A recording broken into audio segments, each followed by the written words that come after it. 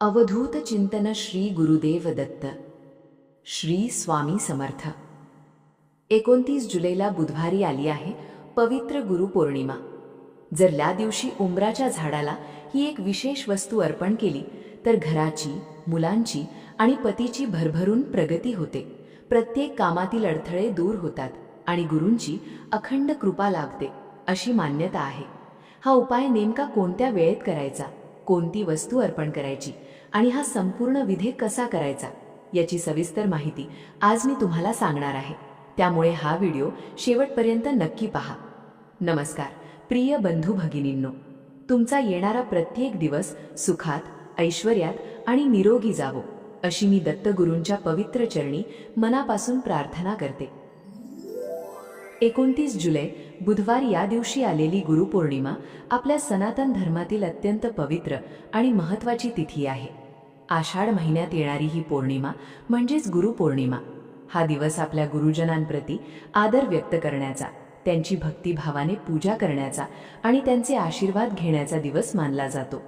कारण आपल्या जीवनात गुरूंचे स्थान किती श्रेष्ठ आहे हे आपल्या धर्मग्रंथांमध्ये वारंवार सांगितले गेले आहे.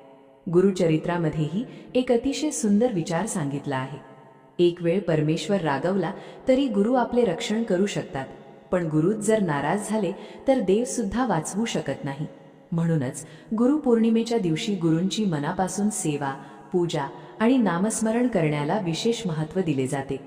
याच पवित्र दिवशी भगवान विष्णू आणि माता लक्ष्मी यांचीही भक्तिभावाने पूजा केली जाते. विष्णूंचे नामस्मरण, मंत्रजप, सत्यनारायणाची कथा, पवित्र नदीत स्नान आणि गुरुसेवा यांसारख्या शुभ कार्यांना या दिवशी विशेष महत्त्व असते. त्यामुळे धार्मिक दृष्टिकोनातून हा दिवस अत्यंत फलदायी मानला जातो. आणि म्हणूनच आजच्या या व्हिडिओमध्ये मी तुम्हाला गुरुपौर्णिमेच्या दिवशी करायचा एक अतिशय प्रभावी उपाय सांगणार आहे. 29 जुलै बुधवारी गुरुपौर्णिमेला उंबराच्या झाडाला अर्पण करायची एक विशेष वस्तू. श्रद्धेने हा उपाय केल्यास स्वामींची कृपा लाभते, घरात सुख समृद्धी वाढते, मुलांची आणि पतीची प्रगती होण्यासाठी आशीर्वाद मिळतात.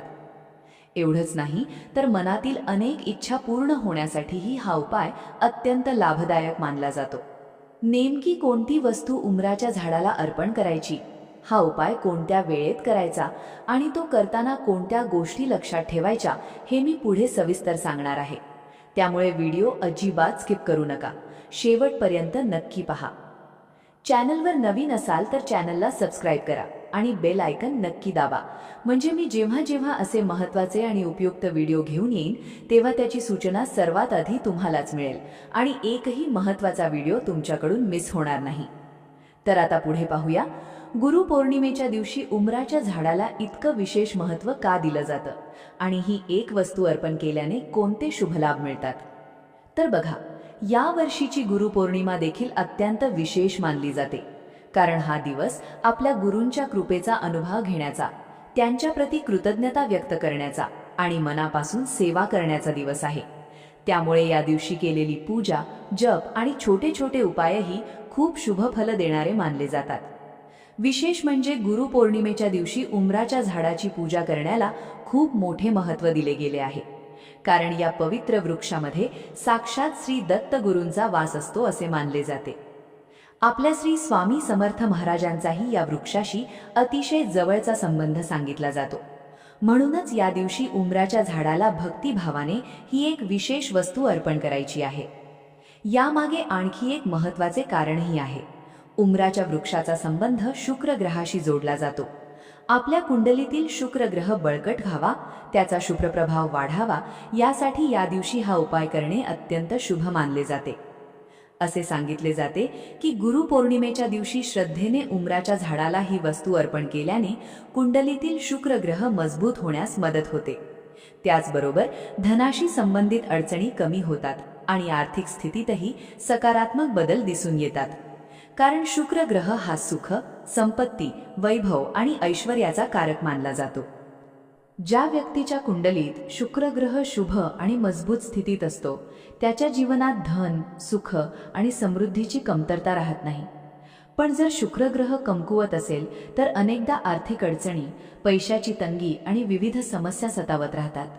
त्यामुळे गुरुपौर्णिमेसारख्या पवित्र दिवशी हा उपाय श्रद्धेने केल्यास त्याचा विशेष लाभ मिळतो असे सांगितले जाते. एवढंच नाही, जर तुमच्या मनात एखादी मोठी इच्छा असेल, एखादी महत्त्वाचे काम अनेक दिवसांपासून रखडले असेल किंवा कितीही प्रयत्न करूनही यश मिळत नसेल, तर अशा वेळीही हा उपाय अत्यंत लाभदायक ठरतो. मनोभावे प्रार्थना करून हा उपाय केल्यास आपल्या इच्छा पूर्ण होण्यासाठी स्वामींचे आशीर्वाद लाभतात. तसेच घरामध्ये सतत अडचणी येत असतील, नकारात्मक वातावरण जाणवत असेल, वारंवार वादविवाद होत असतील, शुभ कार्यांमध्ये अडथळे येत असतील किंवा घरातील वातावरण प्रसन्न राहत नसेल, तर अशा वेळीही गुरुपौर्णिमेच्या दिवशी हा उपाय आवर्जून करावा. विशेषतः ज्यांना आपल्या मुलांनी शिक्षणात चांगली प्रगती करावी, नोकरी किंवा व्यवसायात यश मिळावे, घरात सुखशांती आणि समृद्धी कायम राहावी, लक्ष्मीची कृपा लाभावी आणि पतीची तसेच संपूर्ण कुटुंबाची भरभरून प्रगती व्हावी अशी मनापासून इच्छा असेल, त्यांनी हा उपाय नक्की करावा. आता प्रश्न असा आहे की हा उपाय नेमका कधी करायचा आणि त्यासाठी कोणकोणत्या वस्तू लागतात. आता आपण पुढे या उपायाची संपूर्ण तयारी अगदी सविस्तर सांगणार आहे, त्यामुळे व्हिडिओ स्किप न करता शेवटपर्यंत नक्की पाहत रहा. गुरुपौर्णिमेच्या दिवशी हा उपाय तुम्ही सकाळपासून संध्याकाळपर्यंत कोणत्याही शुभ वेळेत करू शकता. पण हा उपाय करताना मनामध्ये पूर्ण श्रद्धा, विश्वास आणि भक्तिभाव असणं खूप महत्त्वाचं आहे. या दिवशी सकाळी शक्यतो लवकर उठायचं. उठल्यानंतर स्वच्छ स्नान करायचं. स्नानाच्या पाण्यात एक चिमूटभर हळद आवर्जून टाकायची. त्यानंतर स्वच्छ आणि शक्य असेल तर हलक्या किंवा पिवळ्या रंगाचे कपडे परिधान करायचे. यानंतर आपल्या देवघरातील सर्व देवतांची भक्तिभावाने पूजा करून घ्यायची. आपल्या गुरूंचीही मनापासून पूजा करायची. आपले गुरु म्हणजे श्री स्वामी समर्थ महाराज. जर घरी त्यांची मूर्ती असेल तर प्रेमाने अभिषेक करायचा आणि फोटो असेल तर तो स्वच्छ पुसून त्यांची पूजा करायची. स्वामींना आवडणाऱ्या वस्तू अर्पण करायच्या. गोड पदार्थाचा नैवेद्य दाखवायचा. धूप, दीप आणि अगरबत्ती लावून देवघरातील वातावरण प्रसन्न करायचं. तसेच या दिवशी तुम्हाला जशी शक्य होईल तशी स्वामींची सेवा, नामजप किंवा गुरुसेवा जरूर करायची. हे सर्व झाल्यानंतर दिवसभरामध्ये तुम्ही सोयीच्या वेळेनुसार हा उपाय करू शकता. आता ह्या उपायासाठी लागणाऱ्या वस्तू पाहूया. सर्वप्रथम एक मातीची पणती घ्यायची. त्या पणतीमध्ये शुद्ध गाईचं तूप घालायचं आणि त्यामध्ये दुहेरी कापसाची वात ठेवायची. जर शुद्ध गाईचं तूप उपलब्ध नसेल तर तेलाचाही वापर करू शकता. यानंतर एक तांब्याच्या भांड्यात स्वच्छ पाणी घ्यायचं. त्या पाण्यामध्ये थोडंसं लाल चंदन टाकायचं. त्यानंतर एक चमचा कच्चं गाईचं दूध घालायचं. कच्चं दूध म्हणजे गरम न केलेलं दूध. त्यामध्ये गुळाचा एक छोटा खडा टाकायचा आणि एक पिवळं फूल देखील अर्पण करायचं. यानंतर एका छोट्या वाटीमध्ये थोडेसे तांदूळ घेऊन त्याच्या पिवळ्या अक्षता तयार करून ठेवायच्या. यासोबतच एक विड्याचं पान घ्यायचं. त्या पानावर एक सुपारी, एक बदाम आणि एक खारीक ठेवायची. या सर्व वस्तू एका ताटात व्यवस्थित ठेवून घ्यायच्या, कारण पुढे या सर्व वस्तू घेऊन आपल्याला उंबराच्या झाडाजवळ जायचं आहे. उंबराच्या झाडाजवळ गेल्यानंतर सर्वप्रथम भक्तिभावाने त्या ठिकाणी मातीच्या पणतीचा दिवा प्रज्वलित करायचा. दिवा लावल्यानंतर आपण तयार करून आणलेलं तांब्यातील पाणी त्या उंबराच्या झाडाला अर्पण करायचं. हे पाणी अर्पण करताना श्री गुरुदेव दत्त, श्री गुरुदेव दत्त ह्या मंत्राचा सतत जप करत राहायचा. मंत्र जपासोबत भक्तिभावाने जल अर्पण केल्याने ही सेवा अधिक मंगल मानली जाते. त्यानंतर उंबराच्या झाडाला हळद, कुंकू आणि आपण तयार करून आणलेल्या पिवळ्या अक्षता अर्पण करायच्या. आता ह्यानंतरचा टप्पा खूप महत्त्वाचा आहे, त्यामुळे तो काळजीपूर्वक समजून घ्या. आपण सोबत आणलेल्या पिवळ्या अक्षता आपल्या उजव्या हातात घ्यायच्या. त्यानंतर उजव्या हाताची मूठ हलकेच बंद करायची आणि श्री गुरुदेव दत्त, श्री गुरुदेव दत्त, श्री गुरुदेव दत्त हा मंत्र 3 वेळा म्हणायचा. मंत्र म्हणताना आपल्या मनातील जी इच्छा असेल, जी मनोकामना असेल ती मनोमन स्वामींच्या चरणी व्यक्त करायची. त्यानंतर त्या पिवळ्या अक्षता उंबराच्या झाडाच्या मुळाशी अर्पण करायच्या. यानंतर आपण विड्याच्या पानावर ठेवलेली सुपारी, बदाम आणि खारीक यासह ते संपूर्ण विड्याचं पानही उंबराच्या झाडाच्या मुळाशी भक्तिभावाने ठेवायचं. आता या वृक्षाला 11 प्रदक्षिणा घालायच्या. प्रदक्षिणा घालताना दिगंबरा दिगंबरा श्रीपाद वल्लभ दिगंबरा या मंत्राचा जप करत राहायचा. प्रदक्षिणा पूर्ण झाल्यानंतर दोन्ही हात जोडून त्या पवित्र वृक्षासमोर उभं राहायचं. आपल्या मनातील सर्व इच्छा, मनोकामना आणि प्रार्थना स्वामींना सांगायच्या.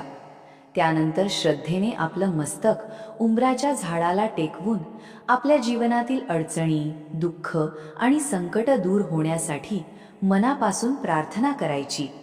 ही संपूर्ण सेवा झाल्यानंतर उंबराच्या झाडाच्या मुळाशी जी थोडीशी माती असते ती तुम्हाला भक्तिभावाने घरी घेऊन यायची आहे.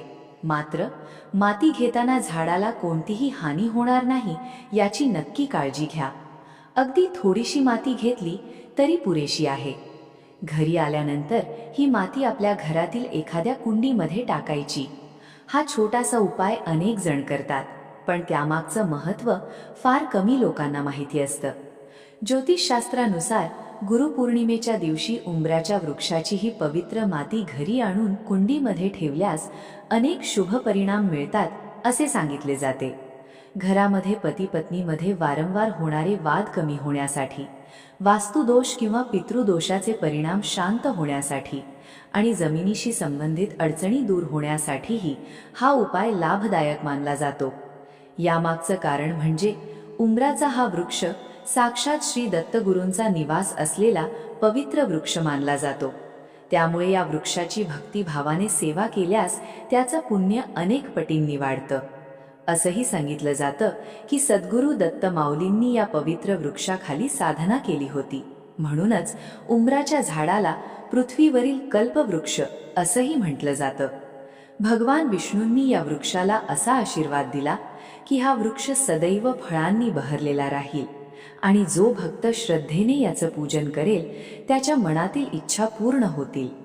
एवढंच नाही, या वृक्षाचा दर्शन घेतल्याने मनातील अस्थिरता शांत होते अशीही महती सांगितली जाते. भक्तिभावाने प्रदक्षिणा घातल्यास शुभ फळांची प्राप्ती होते आणि पूर्वजन्मीच्या पापांचं क्षालन होऊन इच्छित फल मिळतं असंही सांगितलं गेलं आहे. म्हणूनच गुरुपौर्णिमेसारख्या या पवित्र दिवशी उंबराच्या झाडाची पूजा आणि हा छोटासा उपाय नक्की करा. या दिवशी अनेक स्वामी सेवेकरी गुरुचरित्राचं पारायण करतात. काही जण स्वामी चरित्राचं वाचन करतात, तर अनेक जण दिवसभर स्वामींचा नामजप आणि गुरुसेवा करत असतात. आपल्या श्रद्धेनुसार तुम्हालाही जी सेवा शक्य असेल ती नक्की करा. अशा सेवेमुळे गुरूंची कृपा आणि स्वामींचे आशीर्वाद अधिक प्रमाणात जातात. गुरुपौर्णिमेच्या दिवशी उंबराच्या झाडाची भक्तिभावानं पूजा केल्यानं धन, धान्य, सुख, समृद्धी, आरोग्य आणि ऐश्वर्याची प्राप्ती व्हावी अशी प्रार्थना प्रत्येक भक्त मनापासून करत असतो. त्यामुळे 29 जुलै बुधवारी हा उपाय श्रद्धेने आणि पूर्ण विश्वासाने अवश्य करा. आजचा व्हिडिओ तुम्हाला आवडला असेल तर व्हिडिओला एक लाईक नक्की करा. ही माहिती तुमच्या मित्रपरिवारासोबत आणि नातेवाईकांसोबत शेअर करा, जेणेकरून त्यांनाही या गुरुपौर्णिमेच्या दिवशी हा शुभ उपाय करता येईल. चॅनलवर नवीन असाल तर चॅनलला सबस्क्राईब करा आणि बेल आयकॉन दाबायला विसरू नका. चला पुन्हा भेटू अशाच एका नवीन आणि उपयुक्त व्हिडिओमध्ये. श्री स्वामी समर्थ.